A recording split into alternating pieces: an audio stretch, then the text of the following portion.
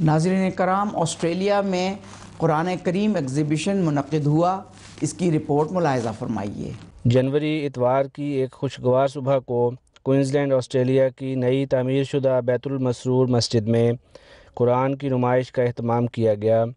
اس تقریب کا آغاز دعا سے ہوا جو مربی سلسلہ مولانا مسعود احمد شاہد نے کروائی۔ مسجد میں آمد پر تمام مہمانان گرامی کا انتظامیہ کی طرف سے پرتپاک استقبال کیا گیا، جس کے بعد انہیں نمائش کے ہال میں لے جایا گیا۔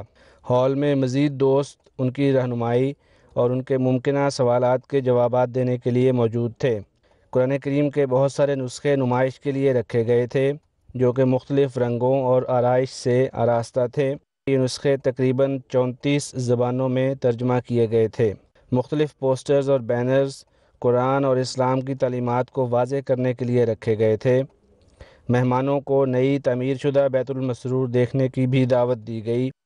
نمائش کے دن مہمانوں کی مزیدار باربیکیو سے بھی تواضع کی گئی جو ان کے لیے تمام دن مہیا تھا۔ نماز ظہر و عصر کی ادائیگی کے بعد ایک پروقار تقریب میں 2 تقاریر پیش کی گئیں جو کہ امن اور قرآن کے موضوع پر تھیں۔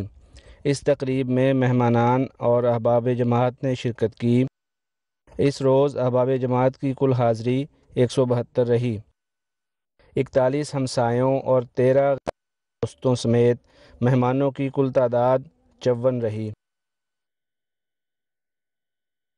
ہمسائے اور تمام مہمان نئی تعمیر شدہ مسجد بیت المسرور کو اندر سے دیکھ کر بہت خوش ہوئے اور انتظامیہ اور احباب جماعت کے پرجوش استقبال اور ان کے پرتپاک رویے کو خوب سراہا۔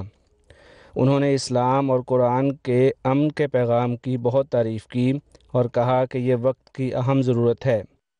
عمومی طور پر احباب جماعت، ہمسایوں اور مہمانان گرامی نے پورا دن قرآن کریم کے مختلف نسخے دیکھتے ہوئے، ایک دوسرے سے تبادلہ خیالات کرتے ہوئے اور باربیکیو سے لطف اندوز ہوتے ہوئے گزارا۔ یہ دن احباب جماعت، ہمسایوں اور دوسرے آنے والے احباب کے لیے بہت خوشگوار اور آنے والے سال کا ایک اچھا آغاز تھا۔ حافظ Sohail Rana, MTA news, Queensland, Australia.